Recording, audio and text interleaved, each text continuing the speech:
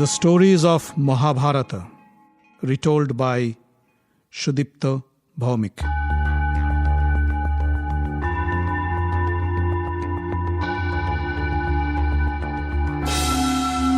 Welcome, dear friends, to another episode of The Stories of Mahabharata. In the last episode, we heard how Sanjay's diplomatic efforts failed to stop the war. Karna vowed not to touch his weapons as long as Bhishma is alive.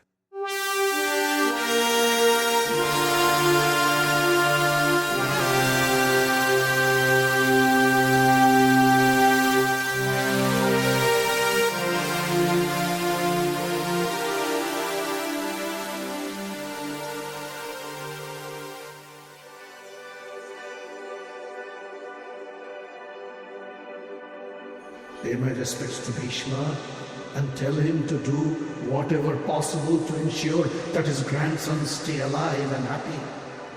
Tell Duryodhan to give us one small province from his vast kingdom and there will be no war. After Sanjay left for Hastinapur, Yudhishthir came up to Krishna and said, "It seems you are the only person who can save us from this debacle. Dhritarashtra wants peace, but he is not willing to give us back our kingdom. I have powerful friends like you. Still, for the sake of peace, I asked for only 5 villages. I know Duryodhana won't agree to that either. A war only kills the good people, the ones who are wise and peace-loving. The evil ones always survive. We all know violence begets more violence. Destruction brings more destruction.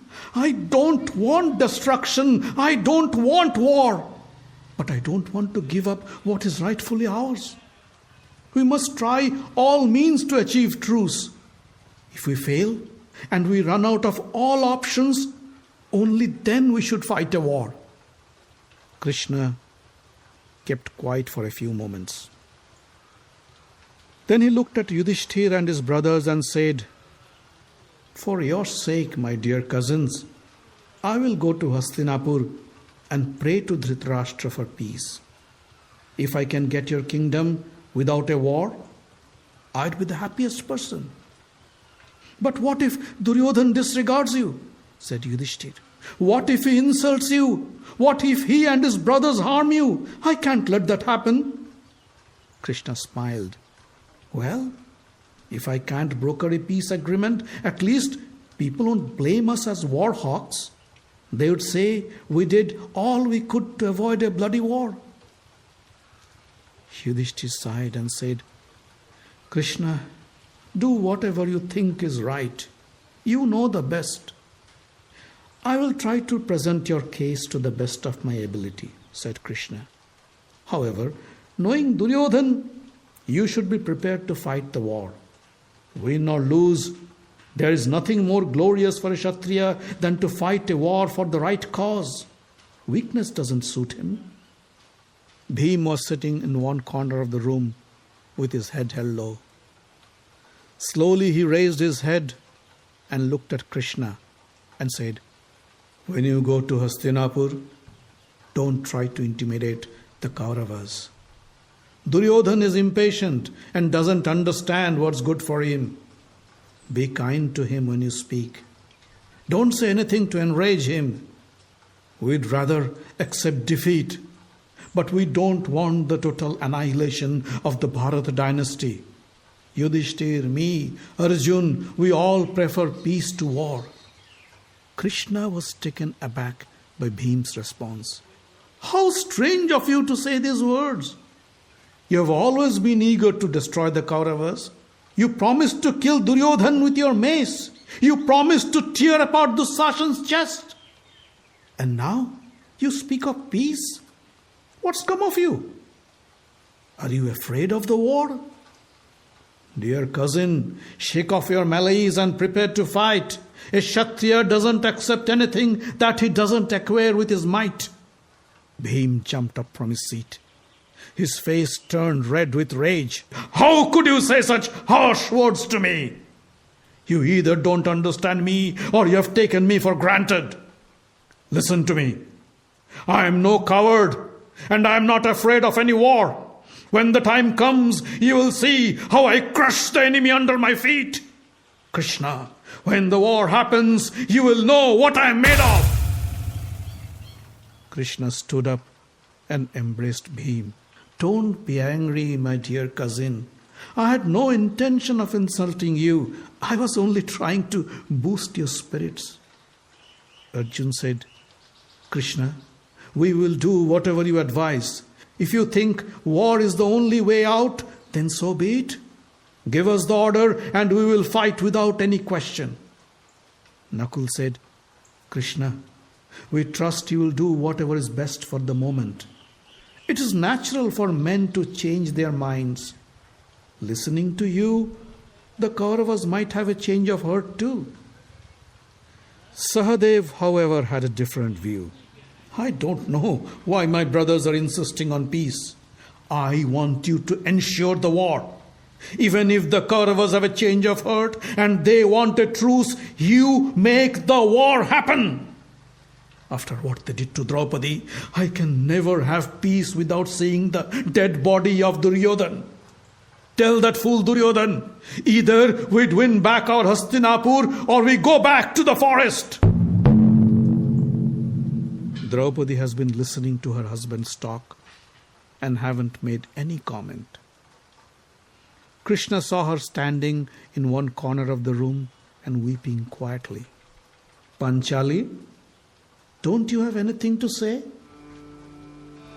Draupadi looked up and said, Krishna, I was born of the Yagna fire sacrifice, and that's why people call me Yagnaseni. With my valiant husbands alive, with you as my dear friend, I had to suffer the worst humiliation any woman could ever think of. Shame on Arjun's weapons. Shame on Bhimshan's strength that Duryodhan is still alive. She held her hair and swung it in front of Krishna. When you speak to the Kauravas, remember this hair of mine that was pulled by Dusashan when he dragged me to the dice game. How can I rest in peace without seeing those hands of Dusashan severed off his evil body? If Bhim and Arjun want peace, let them step aside. My old father, my gallant brothers, my 5 sons and Abhimanyu will fight the Kauravas. They will kill Dusashan and give me my revenge. Krishna put his hand on Draupadi's head.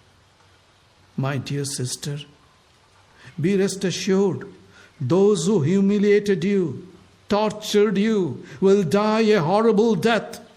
If the sons of Dhritarashtra won't listen to my advice, their dead bodies would be devoured by rats and dogs in the battlefield. Stop crying. Soon your husbands would kill their enemy and regain their fortune and glory.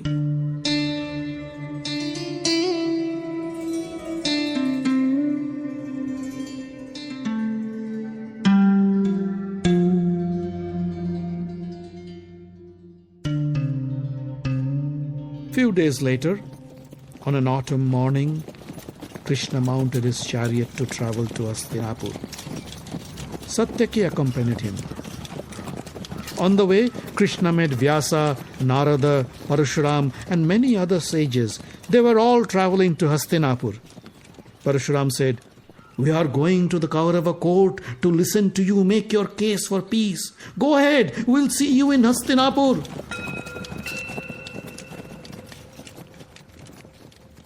When Dhritarashtra heard that Krishna himself is coming to Hastinapur as an ambassador of peace, he called Duryodhan and said, Make gala arrangements to welcome Krishna to the city. Make sure he is treated with respect and dignity. He turned to Vidur and said, I wish to offer Krishna expensive gifts. How about 16 golden chariots driven by powerful horses, 8 elephants, 100 servants and 100 maids? I'm sure that will make him happy. Vidur laughed. I understand your motives. You are reluctant to give the Pandavas 5 small villages, but you want to bribe Krishna with these expensive gifts. Be rest assured, Krishna won't accept any of your gifts. Rather, the greatest gift would be to accept his proposal and bring peace to the Kaurava dynasty.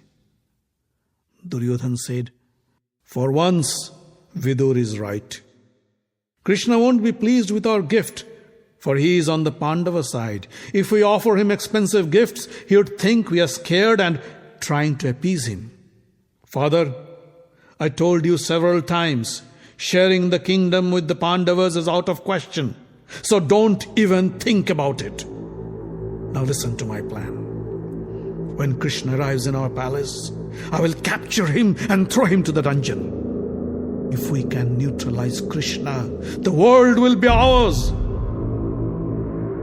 Hearing Duryodhana's plan, the blind king shuddered in fear. "Don't even think of capturing Krishna. Krishna is not only the emissary of the Pandavas, he is also our revered relative. He should be treated with respect." Bhishma, who was trying to ignore Duryodhana for some time, couldn't stay quiet anymore. He looked at Dhritarashtra and said, "Stop your son from trying such a foolish act. Else, Krishna's rage would destroy them instantly."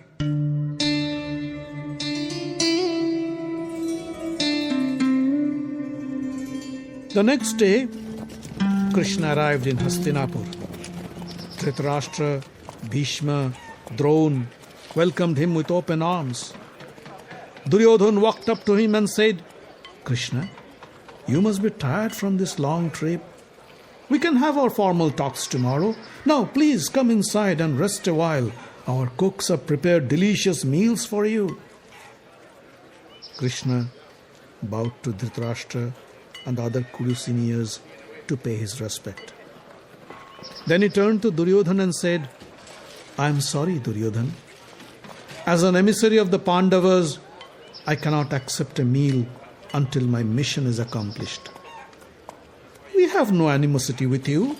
Why won't you accept our hospitality?" asked Duryodhana. Krishna said, "The Pandavas are my friends. An enemy of the Pandavas is my enemy. Now I would like to visit Kunti and have my meals at Vidur's place, where I also intend to spend the night. Tomorrow morning, I'll come to the court and offer my proposal." Kunti was overwhelmed with emotion when she saw Krishna. She embraced Krishna and said, "I am so glad to see you. Tell me, how are my boys? How unfortunate a mother I am. My sons who would have been the rulers of the world had to suffer 13 years as beggars in the forest." Krishna held Kunti and said, "Dear aunt, please don't blame yourself. The bad times will soon pass, and your sons would once again be the rulers of the world." After spending some more time with Kunti, Krishna went to Vidur's house. Vidur was overjoyed to have Krishna as his guest. He served him with whatever meager food he had in his kitchen. "I'm sorry, I couldn't offer you anything better," he said. "You should have had your dinner at the palace." Krishna said, "A meal served with love is more delicious than any royal kitchen in the world." After the meal, Krishna reclined on a straw mat to take rest. Vidur sat near his head and said, "You shouldn't have come to Hastinapur. The Kauravas won't listen to you. That arrogant Duryodhana thinks he can do whatever he wants. Now with his 11 Nakshauhini army and the loyal service of Bhishma, Drona, Kripa and Karna, he thinks he's invincible. I am afraid tomorrow Duryodhana would lose his temper and try to do something terrible. I suggest you go back." Krishna smiled and said, "Come what may. Tomorrow I will do whatever I can to stop this deadly family feud. Else, history would blame me for not trying. If Duryodhana doesn't listen, he'll have to suffer the consequences. Vidur said, well, so be it. Let's hope for the best. Maybe tomorrow will herald in a new chapter in the saga of the Bharata dynasty. The Stories of Mahabharata is written, directed and told by Shudipta Bhawmik. Audio engineering, original music and sound design by Avi Ziv. Find us online at facebook.com/Mahabharata podcast. Join the group for updates and news. Subscribe to the podcast using iTunes or any other podcast catcher. On Twitter, we are at Mahabharat Audio. The podcast is distributed under the Creative Commons non-commercial license.